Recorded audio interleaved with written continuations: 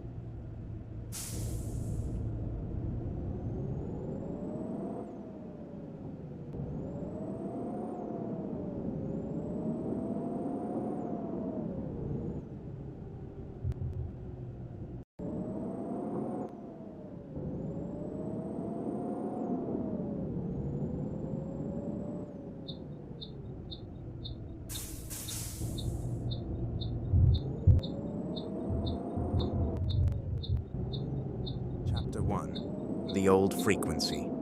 Principle. Your old frequency will forever be the only thing that holds you back from your new frequency, and as a result, your new reality.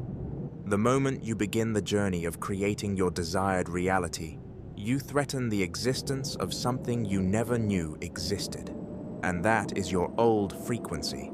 Your old frequency is a living entity with its own psychology and its own goals. So long as you are unaware of how it thinks, you will always be a step behind it, unconsciously driven towards its goals without realizing. Its only goal is to keep you within the old reality, the one that you are seeking to escape. All those times when it felt like your life was spiraling out of control, it was always in your control, but unfortunately in the control of your old frequency. Before we dive into the psychology and the goals of the old frequency, it's important you understand how it came into existence. The easiest way to think about your old frequency is as your doppelganger existing on the spiritual plane. An identical version of you, with all your memories, all your beliefs, all your experiences, all your feelings, just with its own version of your memories, its own version of your beliefs, its own version of your experiences, and its own version of your feelings.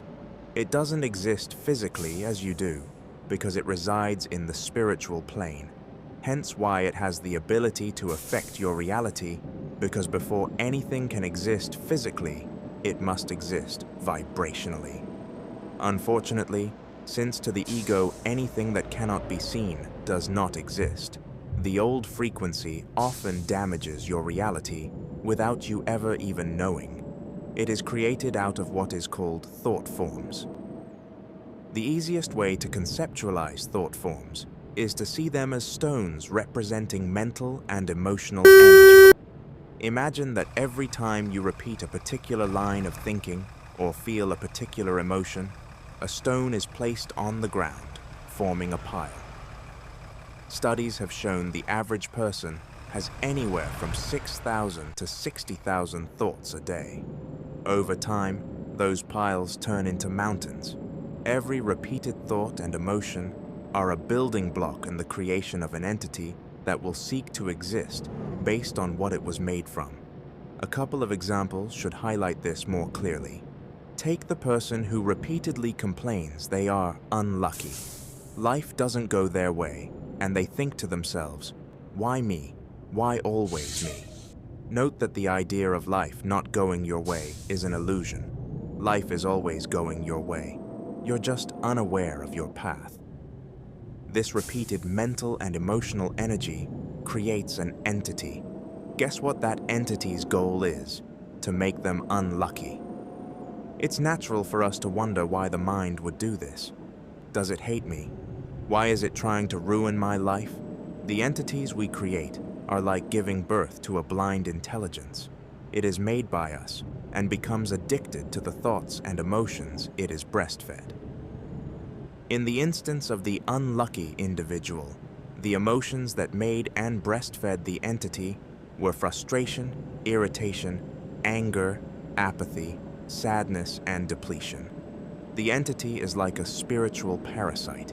It sustains itself by feeding off the emotions that created it, so it will sway the events of your reality to generate those emotions within you, even if this leads to your own destruction. It's important not to become annoyed by the entity. After all, it is of your own making and is blindly operating from the intelligence given to it by you. What the mind has done, it can undo, no matter the reality. Within this third-dimensional realm, we are subject to the law of polarity, the concept that everything exists has its energetic opposite. Here are some of the most common examples: masculine, feminine, negative, positive, rich, poor, lucky, unlucky. If someone can create negative entities that contradict their desired reality, they can just as easily create positive entities that contribute towards their desired reality. Some people are regarded as lucky. Life always seems to bend to their will, and things always goes right for them. These individuals simply exist with an entity that seeks to keep them lucky and feeds off their joy, happiness, and amazement. A close friend of mine, who grew up believing she wasn't good looking, eventually decided to see herself as the most beautiful woman ever. Now, wherever she goes, men are constantly chasing her, approaching her, and eager to do anything for her. Whether she realizes it or not, she's created an energetic presence, an entity that influences how others perceive her.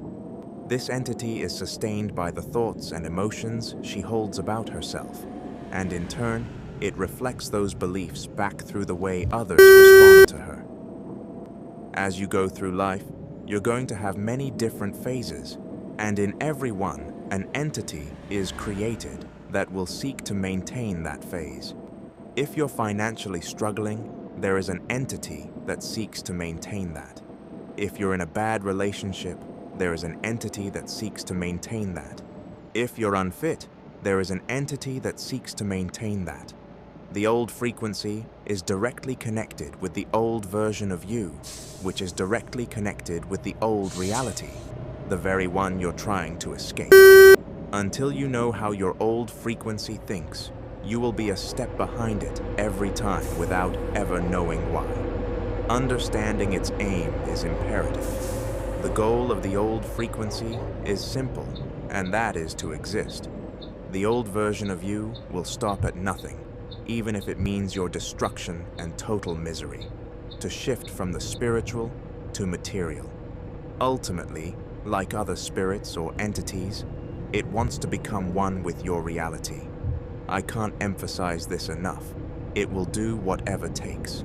Now we have defined its aim, let's shift our focus to its psychology, which has 4 main characteristics. These qualities are nothing more than a humanistic conceptualization meant to provide a more relatable, simple understanding. First, needy. To put it quite simply, the old version of you is an attention seeker. It is desperate for your attention. Where attention goes, energy flows. If the old version of you can capture your attention, even if only temporarily, it has opened the door to get back in. Concentration precedes vibration. Vibration precedes frequency, and frequency precedes reality. Through your attention, it can nourish itself.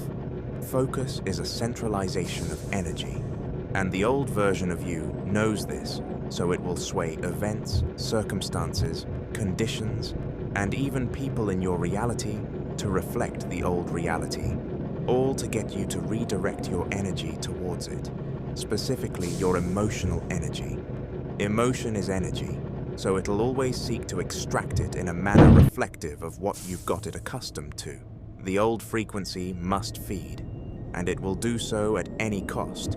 It is needy because it's been with you during all the low moments of your life, whether you knew it or not, even though it was feeding off you. It is the best friend that occasionally ruins your life. Second, sadistic. The old version of you is a sadist. It loves pain, sadness, frustration, irritation, and annoyance, because that's the energy it feeds on. It rejoices in your suffering and all the very emotions you're attempting to leave behind. It's likely that during times of adversity, these are the predominant emotions occupying you, which are like a drug to the old frequency. It sustains itself with them. Remember, too, that emotion